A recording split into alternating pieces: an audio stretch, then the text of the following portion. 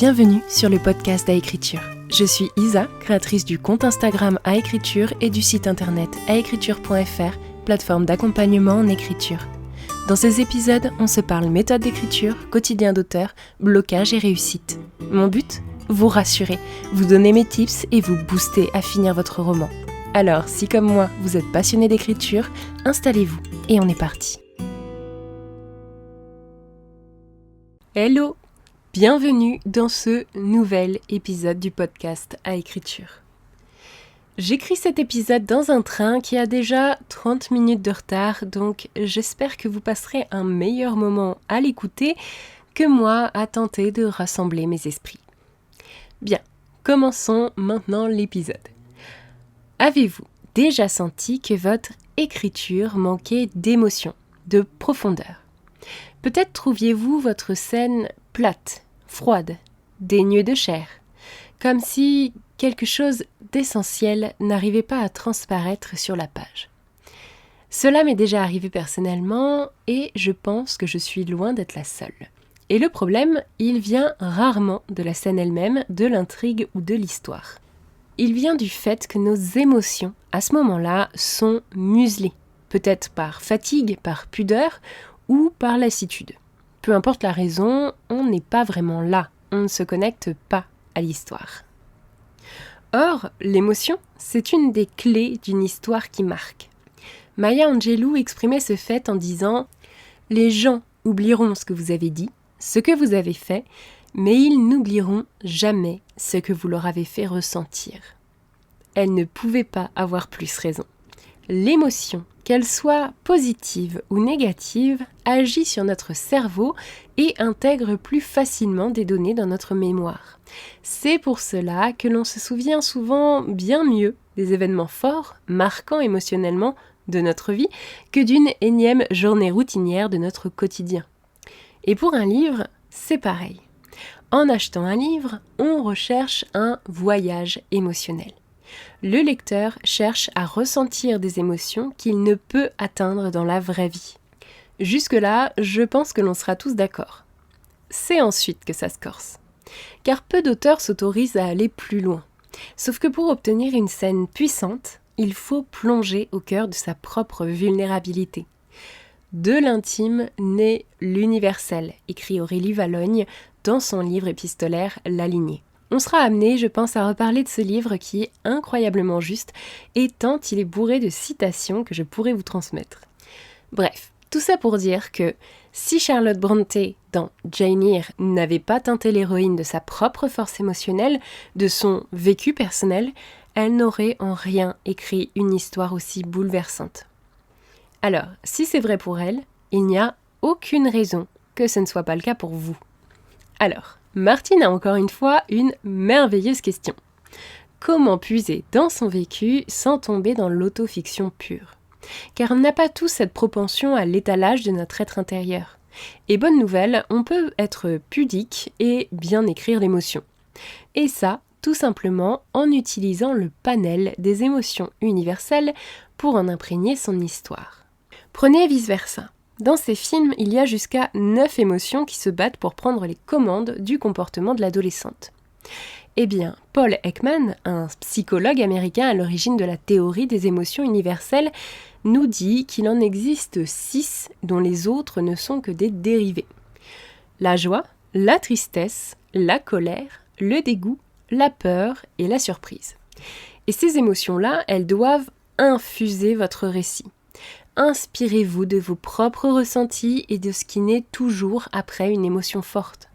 Transformez vos émotions en moteur narratif. Pour vous aider à comprendre un peu mieux ce que je veux dire, voici quelques exemples.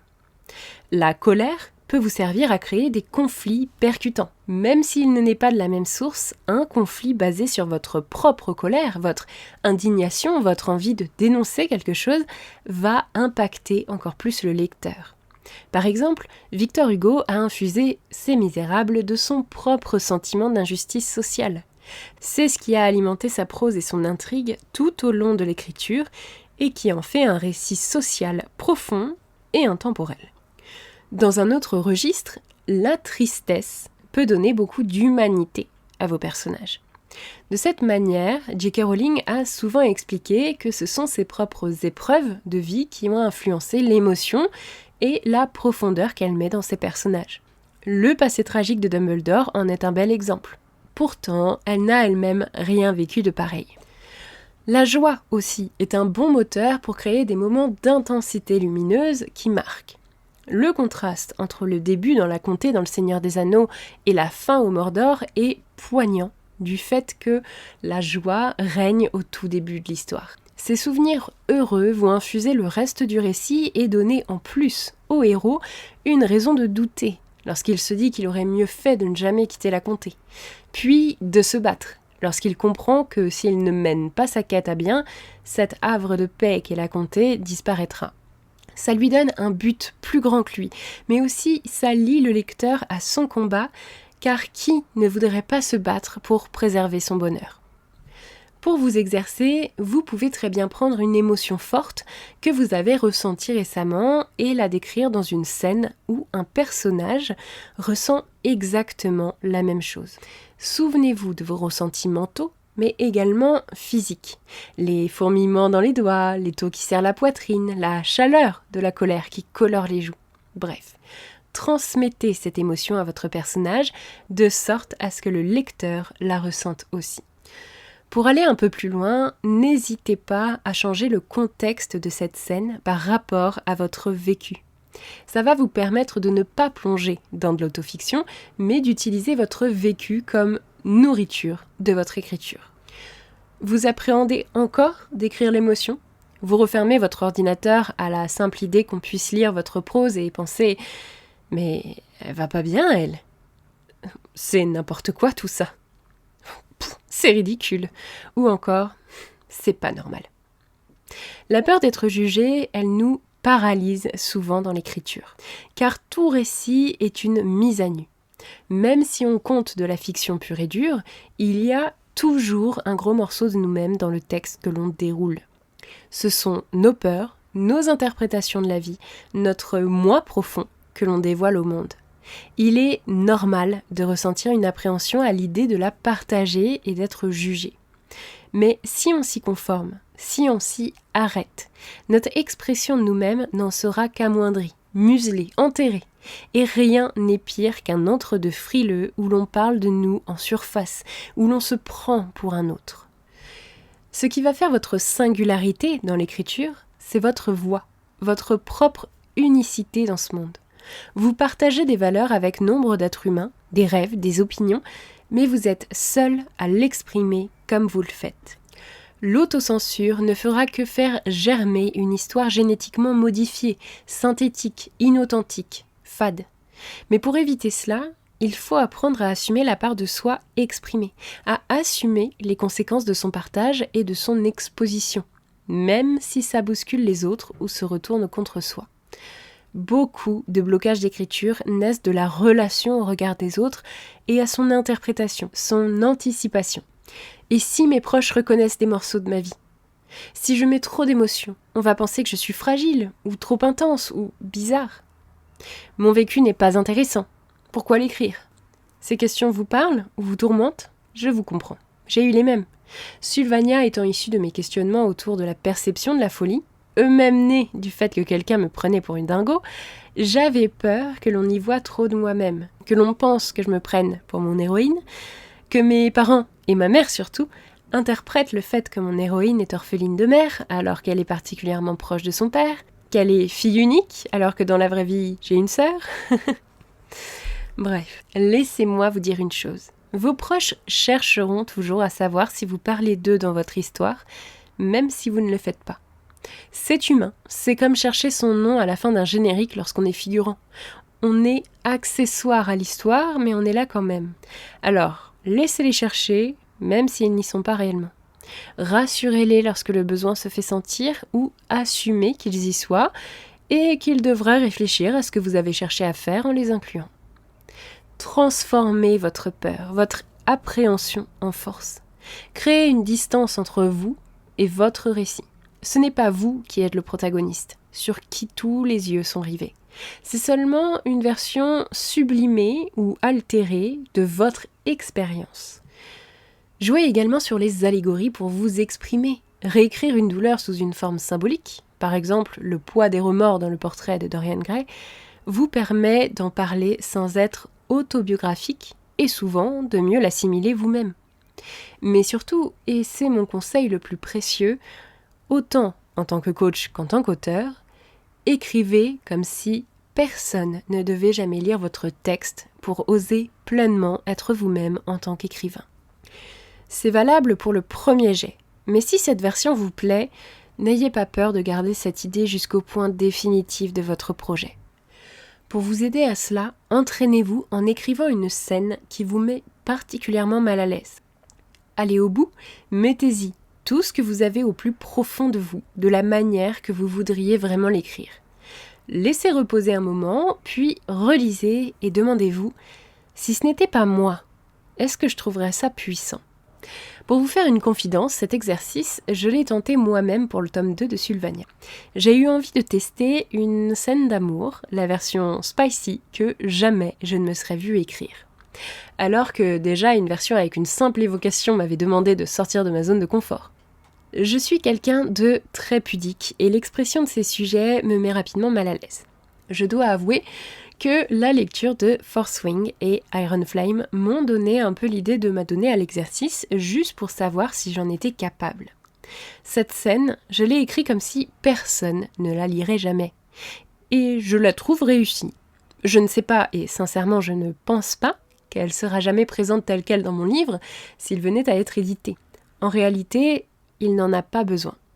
Mon histoire n'étant pas vraiment une romance, elle vit parfaitement sans, et étant plutôt orientée young adulte, je ne suis pas sûre qu'elle y aurait sa place. Entendez-moi bien, le fait que l'acte soit là est important, dramatiquement parlant, mais les détails, non. Tout ça pour dire que le simple fait de tester cet exercice m'a fait un bien fou. Je suis toujours pudique, mais je me suis amusée et j'ai réussi à avoir le rendu que je voulais. Ça m'a fait grandir en tant qu'écrivain et ça m'a fait prendre du recul sur certaines choses. Un jour, peut-être, une telle scène aura sa place dans un de mes livres et je l'assumerai pleinement. Et surtout, je l'aborde bien plus sereinement. Maintenant que je vous ai confié ça, voyons comment structurer un roman porté par l'émotion sans tomber dans l'excès ou le pathos.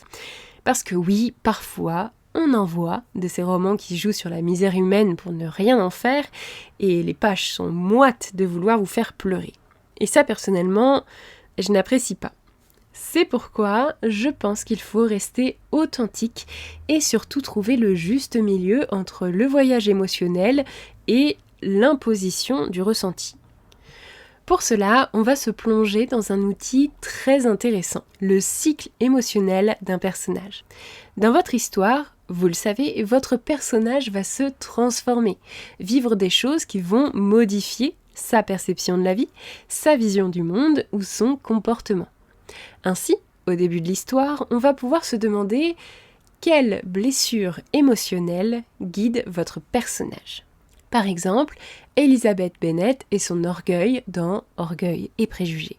Au milieu du récit, on peut se poser la question comment son arc narratif transforme cette émotion en force ou en faiblesse.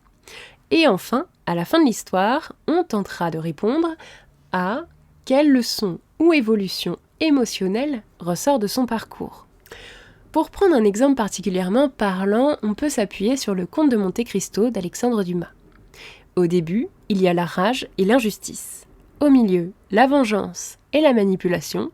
Et à la fin, l'apprentissage du pardon. Vous avez ici donc la courbe émotionnelle de la trajectoire du personnage. Je vous invite à faire celle de votre propre protagoniste afin de voir quel voyage vous lui avez fait entreprendre durant votre récit.